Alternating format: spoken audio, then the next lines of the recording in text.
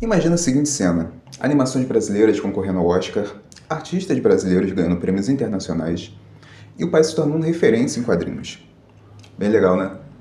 E se eu te dissesse que esse sonho é um sonho possível? E que a Lei Rouanet tem tudo a ver com isso? Olá para você, seja bem-vindo ao Ponto de Fuga. Eu sou Leandro Nascimento e quero conversar com você sobre financiamento da cultura no Brasil. Nosso país tem um problema muito sério em relação à arte e cultura, especialmente no que diz respeito a financiamentos e investimentos. Quantos projetos você conhece que só viram a luz do dia por causa de financiamentos coletivos, como no Catarse, no Apoia-se? Ou aqueles que nem saíram do papel apesar de serem muito promissores? Percebe como a falta de um projeto a curto e longo prazo impede que certas iniciativas cresçam? Certamente não é por falta de talento, já que a gente exporta artistas incríveis de diversas áreas. Então, se a gente tem um problema, alguma dificuldade de manter um projeto cultural, uma boa saída seriam financiamentos públicos, como a Lei Rouanet, entre outros programas de incentivo à cultura. No Brasil já existem diversos programas de incentivo para as mais diversas áreas. Editais que vão do cinema, ao teatro, aos jogos, às animações, aos esportes, enfim, muitos programas. E dispostos nas esferas estadual, municipal e federal. Só que essa ideia de incentivar a cultura através de programas sociais não é exatamente uma exclusividade do Brasil. Em diversos países, esse tipo de ação é base do governo para fomento de acesso à cultura. Lá no Japão, por exemplo, já existe uma iniciativa chamada Cool Japan, que mantém um fundo destinado à cultura do país. O fundo, apesar de ser descrito como um misto entre o setor público e privado, teve seu maior investimento por parte do governo, cerca de 80% dele. Esse investimento inicial seria coisa de 30 bilhões de ienes, ou 650 milhões de reais, o que faz dele quase um fundo estatal. E desde 2013, essa iniciativa é fundamental para a indústria cultural do país, em especial ao fomento de desenhos animados e quadrinhos japoneses. E a gente sabe como o Japão tem uma força muito grande nessa área. E esses investimentos públicos são importantes porque não dá para depender unicamente de investimentos privados. Afinal, nem todo mundo tem um Daniel Vorkar para dar aquela forcinha no seu projeto. Aliás, se você tem acompanhado a internet, certamente ouviu falar, ouviu o trailer do filme biográfico do Jair Bolsonaro e sobre possíveis fraudes a respeito dele.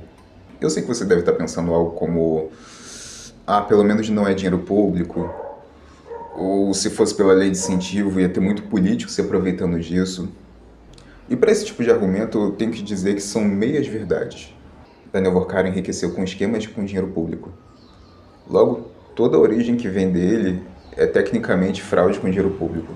Já dizer que políticos usariam um programa como uma forma de melhorar sua imagem ou aumentar sua popularidade, isso vai mesmo acontecer. Políticos vão usar de projetos bem-sucedidos para atrelar sua imagem a eles. Afinal, se um Bolsa Família ou um Plano Real vai dar certo, por que um Fernando Henrique ou Lula não conseguem usar esse projeto para melhorar sua própria imagem? É isso, gente. Não tem muito jeito quanto a isso.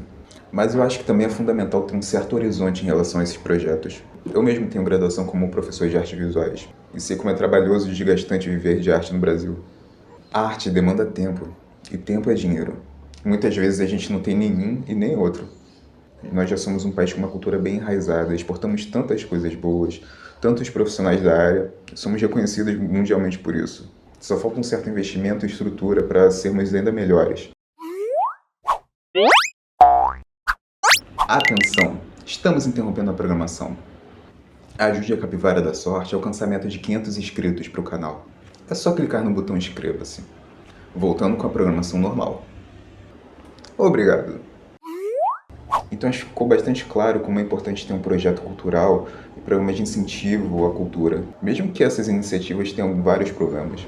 Mas o bom é que esses problemas têm soluções. Soluções difíceis, mas soluções.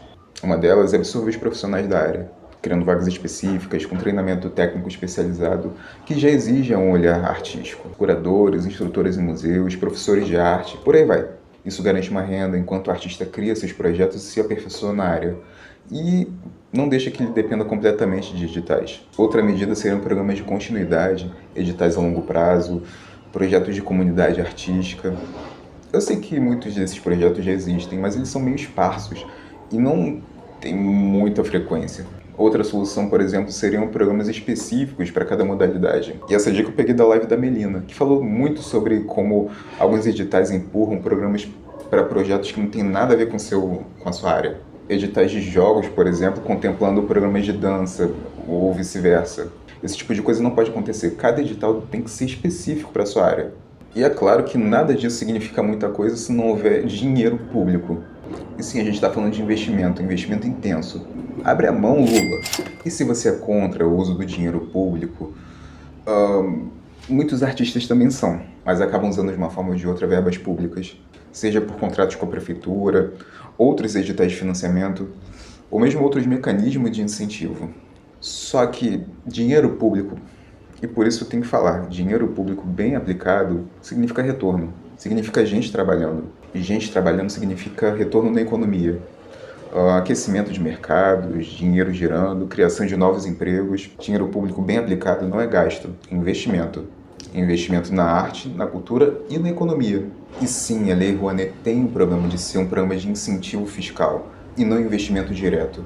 Ou seja, as empresas vão receber isenção de impostos e escolher os projetos que vão receber esse dinheiro. O projeto foi idealizado pelo então secretário da Cultura, Sérgio Paulo Rouanet, durante o governo Collor, e teve como base a Lei Sarney, que foi um dos primeiros programas de incentivo à cultura no Brasil, que visava o abatimento de imposto de renda empresarial na captação de recursos, bem nos moldes liberais, aquela coisa de a empresa escolher o projeto que quer financiar. Funciona assim: as empresas, ao invés de pagarem seus impostos, escolhem um projeto aprovado pela Lei Rouanet e investem nele parte do dinheiro que seria utilizado para os impostos. Isso dá uma publicidade absurda. Utilizar a imagem de um artista famoso e atrelar ela à imagem da sua empresa. É um retorno seguro. Você deixa de pagar parte dos seus impostos e gasta com publicidade. É quase como se o governo estivesse fazendo um marketing para sua empresa. Isso sem falar na possibilidade de fraudes, como superfaturamento, manobras fiscais, além de criação de projetos fantasmas, apenas para desvio do dinheiro. E esse tipo de programa de incentivo indireto, no qual as empresas escolhem os artistas, acaba tirando a oportunidade de produtores menores ou desconhecidos. Já que quem vai apostar em um artista desconhecido quando você tem um músico famoso que vai ser sucesso garantido? Isso acaba criando uma certa elitização, tanto por parte da escolha de projetos, como no próprio mercado, que vai se tornando cada vez mais caro e inacessível. Algo assim já vem acontecendo com o carnaval, que antes era uma festa popular, com desfiles mais abertos, e agora tem se tornado cada vez mais elitista. E eu sou bastante crítico quanto a isso. Esse tipo de curadoria deveria ser pública, com um debate bem amplo na sociedade. Programas de incentivo à cultura deveriam ser diretos, e não ficarem à mercê da escolha de empresários. Eu sei que parece contraditório defender programas de incentivo à cultura e ao mesmo tempo criticar o programa mais famoso que nós temos. Mas a verdade é que esse tipo de terceirização leva a distorções. Um modelo que empresários decidem o rumo das artes e não os artistas acaba se tornando bem problemático. Acho que a gente deveria pensar na reformulação desse tipo de projeto e criar programas de incentivo diretos. O que eu defino aqui é um programa de incentivo direto e não de isenção de imposto para empresários. Bom, esse é o fim do vídeo. Eu quis apresentar aqui alguns pontos sobre arte e cultura no Brasil, financiamento e o que a gente pode pensar a respeito disso. Pensar um projeto a nível nacional demanda tempo, esforço e investimentos.